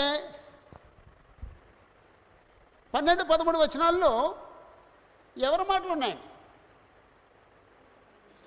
ఇశ్రాయేలు మాటలు. వారు ఇలాగంటున్నారు. అంటే అక్కడ వారు అని ఇశ్రాయేలీలు అని బ్రాకెట్లో రాసుకోండి. ఇశ్రాయేలు అంటున్నారు. 7 మాటలు అన్నారండి వాళ్ళు.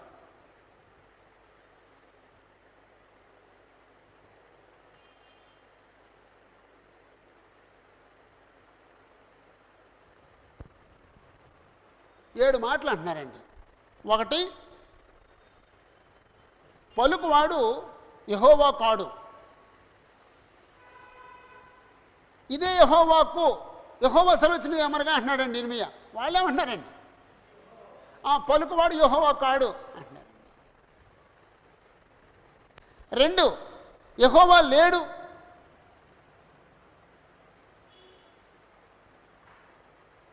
అంటే యోధాకి యెహోవా లేడటండి. ఎంత దిగజారిపోయారు చూడండి, యెహోవా లేడు. 3, కీడు మనకు రాదు.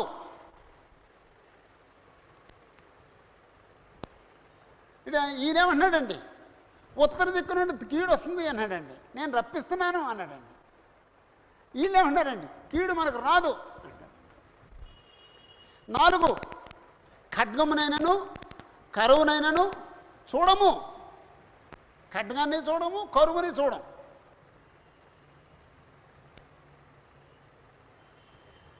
5, ప్రవక్తలు గాలి మాటలు పలుకుదురు. అంటే ప్రవక్తల మాటలన్నీ గాలి మాటలు. 6, ఆజ్ఞ ఇచ్చేవాడు వారిలో లేడు.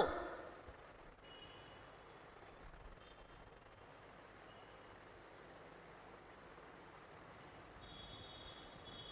తాము చెప్పినట్లు తమకు కలుగును. తాము చెప్పినట్లు తమకు కలుగును అంటే 7 మాటలు అనుకుంటున్నారండి. వారు చెప్పుదురు, ఇశ్రాయేలు ఇలా చెప్పుదురు, ఇలా 7 మాటలు చెప్పుదురు. ఇప్పుడు ఈ మాటలు చెప్తున్న వ్యక్తిని గురించి మాట్లాడండి. ఒక అతను ఈ 7 మాటలు అన్నాడు. అతను ఎలాంటోడండి? పలుకువాడు యెహోవా కాడు, ఆయన లేడు, కీడు మనకు రాదు, ఖడ్గమునైనను కరువైనను చూడము. ప్రవక్తలు గాలి మాటలు మాట్లాడుతున్నారు, ఆజ్ఞ ఇచ్చేవాడు వారిలో లేడు, తాము చెప్పినట్లు తమకు కలుగును అని ఈ 7 మాటలు అన్న వ్యక్తి ఎలాంటివాడో చెప్పండి. అతని మనస్తత్వం ఎలాంటిదో చెప్పండి. ఎలాంటివాడండి అతను? ఒకవేళ మూర్ఖంగా మాట్లాడుతున్నాడు, మూర్ఖుడు. అసలు అతని మనస్తత్వం ఏంటండి? దేవుడిని నమ్మని స్థితి అండి, తిరుగుబాటు చేసే పరిస్థితి అండి, వాస్తవాన్ని చూడలేని పరిస్థితి అండి. ఇక అంత మూర్ఖంగా మాట్లాడితే ఇక అతన్ని ఎవరు బాగు చేయగలరండి? అంటే యోధా పరిస్థితి అంత ఘోరంగా ఉందన్నమాట. అంత ఘోరంగా ఉందన్నమాట. ఏమాత్రం దేవుని భయం ఉన్నట్టు కనిపించట్లేదండి. ఏమైపోయిందండి? బేస్ ఏమైపోయిందండి? ఒక వ్యక్తి దేవుణ్ణి ఎరిగి తన కుమారుడికి దేవుడి గురించి చెప్తే, అతను తన కుమారుడు చెప్తే, అతను తన కుమారుడు చెప్తే, అతను తన కుమారుడు చెప్తే, ఇలా తరతరాలు దేవుడి గురించి బోధించబడవలసిన యూదులు ఎలా దిగజారిపోయారండి? ఎలా దిగజారిపోయారండి? ఇలాగ ఎందుకు దిగజారిపోయారండి? తల్లిదండ్రులు పిల్లలు చెప్పడం మానేశారండి. తల్లిదండ్రులు పిల్లలు చెప్పడం మానేశారండి.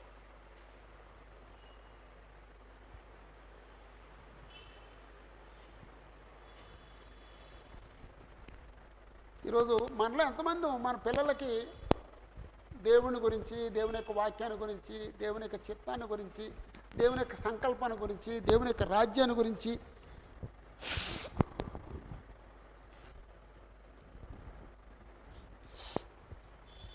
మనలో ఎంతమంది దేవుడి గురించి పిల్లలు చెప్తున్నామండి?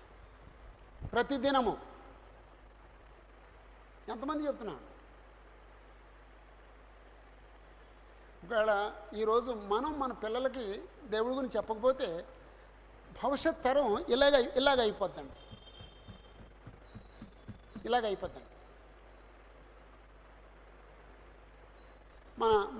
మన క్రీస్తు యొక్క సంఘాల్లో ఎంతమంది తమ పిల్లలకి దేవుడి గురించి చెప్తున్నారండి? ఎంతమంది చెప్తున్నారండి? పిల్లలు వేసే వేషాలు అన్నిటికీ అనుమతిస్తున్నారని తల్లిదండ్రులు ఈ మధ్య. పిల్లల వేషాలకు అనుమతి ఇవ్వకూడదండి. ఇప్పుడు పిల్లలు మనల్ని నడిపిస్తున్నారా, మనం పిల్లల్ని నడిపిస్తున్నామా? పిల్లలే నడిపిస్తున్నారు. Thank you sir. పిల్లలే నడిపిస్తున్నారండి. పిల్లల్ని నడిపించకూడదండి. గుర్రం బండిని లాగాల, బండి గుర్రాన్ని లాగాల.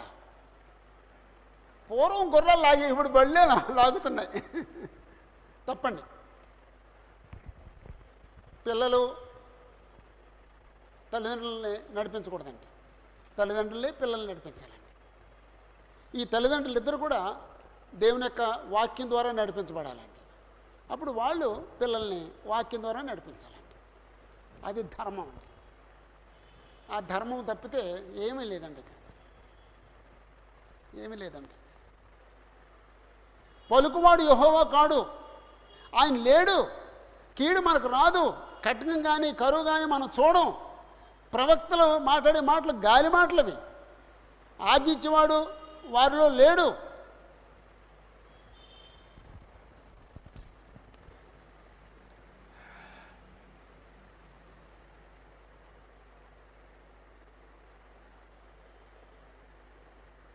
అంటే ఆ 2 వచనాలకి నేను ఓ పేరు పెట్టుకున్నాను.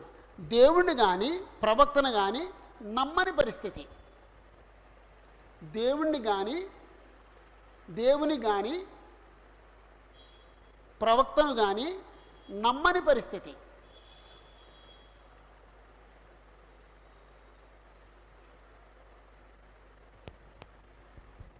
కావున అన్నాడండి. 14వ వచనంలో కావున అన్నాడండి. వీళ్ళు నన్ను నమ్మట్లేదు, నా ప్రవక్తను నమ్మట్లేదు, కాబట్టి ఇదిగో నేను ఇది చేస్తాను అన్నాడండి. ఏం చేస్తాడట అండి? కావున సైన్యములకు అధిపతి యెహోవా ఎలాగో సెలవిస్తున్నాడు, వారు ఈ మాటలు పలికినందున, అంటే ఈ 7 మాటలు పలికినందున నా వాక్యములు వారిని కాల్చును. వారు ఇలా పలికినందువలన నా వాక్యములు వారిని కాల్చును. అప్పుడు ఇక్కడ 2 పాయింట్లు చెప్పాడండి. ఏంటంటే, నీ నోట వాటిని అగ్నిగాను, అంటే నా వాక్యాన్ని, నా మాటల్ని, నీ నోట నా మాటల్ని అగ్నిగాను, ఈ జనమును కట్టెలుగాను నేను చేసేదను, ఇదే యెహోవాకు. వాళ్ళు 7 మాటలు అనేసి మేము కాబట్టి దేవుణ్ణి నమ్మకుండా మాట్లాడేసాం, మేము కాబట్టి ప్రవక్త మాటలు తిరస్కరించేసాం అనుకుంటారండి. కానీ అలాగ అన్నందుకు వాళ్ళకి కలిగే నష్టం ఏంటండి? యెహోవా మాటలు ప్రవక్త నోట్లో అగ్నిలా ఉంటుందటండి, వాళ్ళేమో కట్టెలటండి. ఈ అగ్ని ఏం చేద్దండి? కట్టెలు కాల్చేస్తాను. అంటే యెహోవాతోనే పెట్టుకుంటాం. చాలా మనుషులతో పెట్టుకుంటే యెహోవా కాపాడతాడు, యెహోవాతో పెట్టుకుంటే ఎవరో ఒక ఆయన ఈ మాట మాట్లాడాడండి, ఎవరో ప్రవక్త. అమ్మా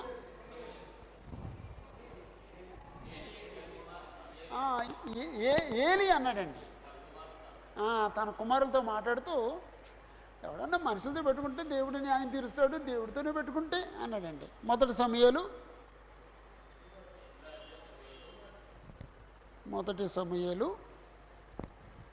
2వ అధ్యాయం 25వ వచనం, 24 నుంచి వద్దాం. నా కుమారులారా, ఎలాగూ చేయవద్దు, నాకు వినబడినది మంచిది కాదు. యెహోవా జనులను మీరు అతిక్రమింపజేస్తున్నారు.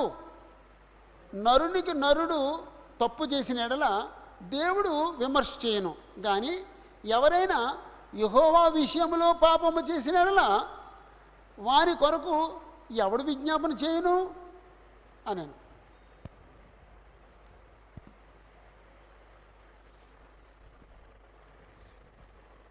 మొదటి సమూయేలు 2వ అధ్యాయం 25వ వచనం, లేకపోతే 24, 25 వచనాలు.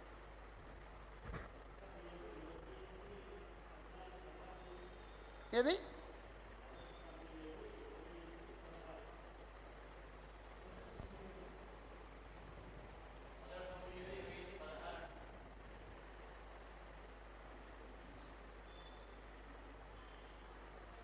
మొదటి సమూయేలు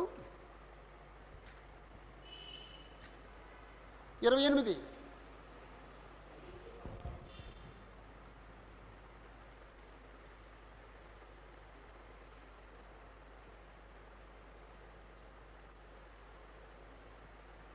అందుకు సమూయేలు, యెహోవా నిన్ను ఎడబాసి నీకు పగవాడు కాగా నన్ను అడుగుట వలన ప్రయోజనమేమి? యెహోవా తన మాట తన పక్షముగా నెరవేర్చుతున్నాడు.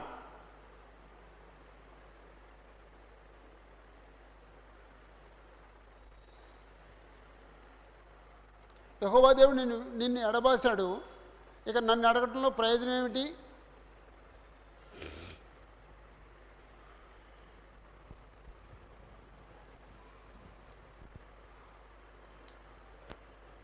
అంటే ఒకవేళ మనిషి తన భౌతికమైన ధనాన్ని బట్టి కానీ, బలాన్ని బట్టి కానీ, జ్ఞానాన్ని బట్టి కానీ, ఆర్థిక స్తోమతను బట్టి కానీ, మాటకారితనాన్ని బట్టి కానీ ఇలాంటి పెద్ద పెద్ద మాటలు మాట్లాడేయచ్చండి. కానీ దానివల్ల వచ్చే ప్రతిఫలం మాత్రం చిన్నగా ఉండదండి. యెహోవా మాటలు అగ్ని అవుతాయి, ఆ మాట్లాడిన వ్యక్తి కట్లు అవుతాడు, కాల్చివేయబడతాడు. అది అక్కడ అక్కడ పాఠం అండి. ఓకే, 15వ వచనం నుండి 17వ వచనం వరకు, 15వ వచనం నుండి 17వ వచనం వరకు.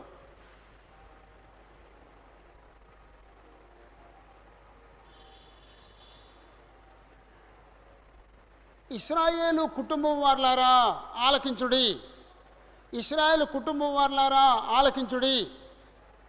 యెహోవా దేవుడు ఇశ్రాయేలుతో మాట్లాడుతున్నాడు. ఇక్కడ 12 పాయింట్లు చెప్పాడండి.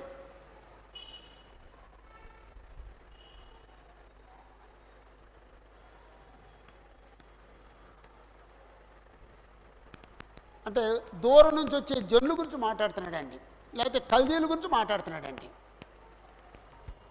లేకపోతే బబులోనీల గురించి మాట్లాడుతున్నాడండి. ఇక్కడ 12 పాయింట్లు ఉన్నాయండి. 1, దూరము నుండి మీ మీదికి ఒక జనమును రప్పించేదను. 2, అది బలమైన జనము. 3, పురాతనమైన జనము. 4, దాని భాష నీకు రానిది. 5, ఆ జనులు పలుకు మాటలు నీకు బోధపడవు.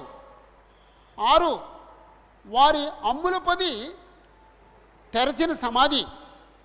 7, వారందరూ బలాఢ్యులు. 8, వారు నీ పంటను నీ ఆహారమును నాశనం చేయుదురు. 9, నీ కుమారులను నీ కుమార్తెలను నాశనం చేయుదురు. 10, నీ గొర్రెలను నీ పశువులను నాశనం చేయుదురు. 11, నీ ద్రాక్ష చెట్ల ఫలములను నీ అంజూరపు చెట్ల ఫలములను నాశనం చేయుదురు. 12, నీకు ఆశ్రయముగానున్న ప్రాకారము గల పట్టణములను వారు కత్తి చేత పాడు చేయుదురు.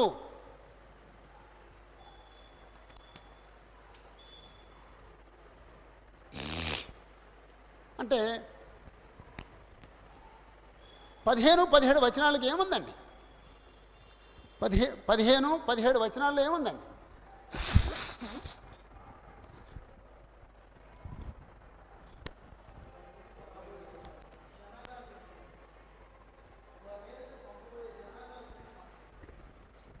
వారి మీద పంపించే జనాంగాన్ని గురించి మాట్లాడుతున్నాడండి.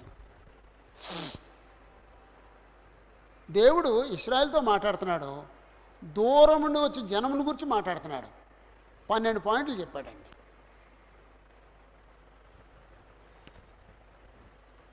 దేవుడు ఇశ్రాయేలు కుటుంబంతో మాట్లాడుతున్నాడు, దూరం నుంచి వచ్చే జనాంగాన్ని గురించి మాట్లాడుతున్నాడు. ఇశ్రాయేలు కుటుంబం వార్లారా ఆలకించుడి.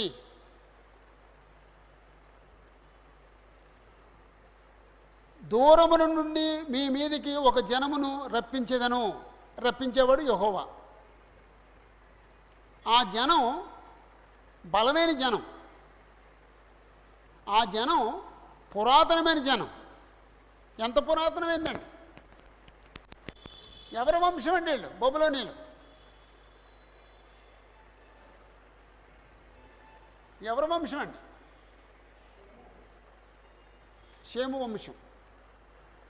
ఆదికాండం 10వ అధ్యాయం.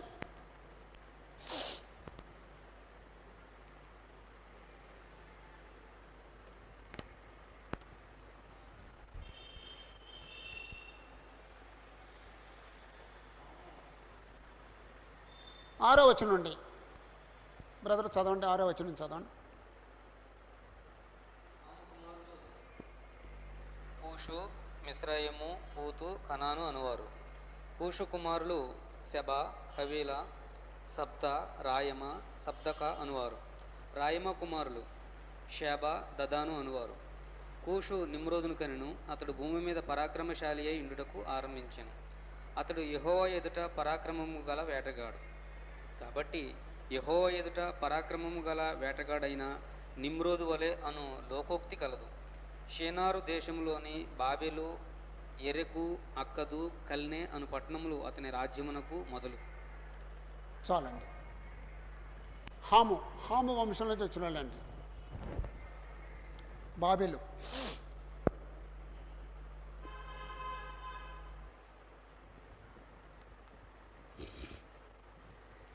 అంచేత పురాతనమైంది ఆ జనము, పురాతనమైన జనము. దాని భాష నీకు రానిది. ఆ జనులు పలుకు మాటలు నీకు బోధపడవు. వారి అమ్ముల పొది తెరిచిన సమాధి. వారందరూ బలాఢ్యులు. వారు నీ పంటను, నీ ఆహారమును నాశనం చేస్తారు. వ్యవహారిక భాష బైబిల్లో తినేస్తారు అన్నాడండి. నాశనం చేస్తారు. నీ కుమారులను, నీ కుమార్తెలను నాశనం చేస్తారు. నీ గొర్రెలను, నీ పశువులను నాశనం చేస్తారు. నీ ద్రాక్ష చెట్ల ఫలములను, నీ అంజూరపు చెట్ల ఫలములను నాశనం చేస్తారు. నీకు ఆశ్రయముగా ఉన్న ప్రాకారముల పట్టణములను వారు కత్తి చేత పాడు చేయదురు. అంటే ఏం మిగులుస్తారండి వాళ్ళు? అంటే వాళ్ళ పరిస్థితులు ఉందండి. మొత్తం అంతా నాశనం చేస్తారండి. పంటలనే నాశనం చేస్తారు, పశువులను నాశనం చేస్తారు, మనుషులను నాశనం చేస్తారు, పట్టణాలను నాశనం చేస్తారు.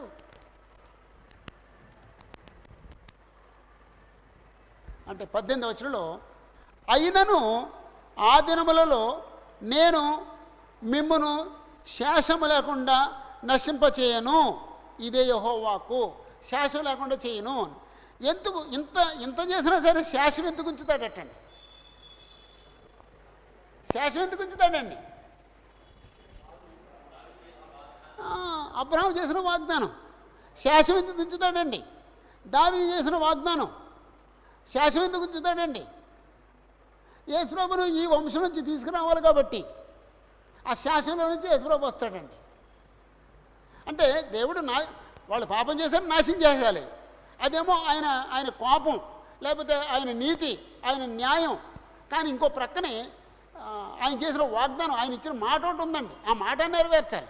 వాళ్ళు చేసిన పాపానికి శిక్ష విధించాలి. ఆయన చేసిన వాగ్దానాన్ని మాటను నెరవేర్చుకోవాలి.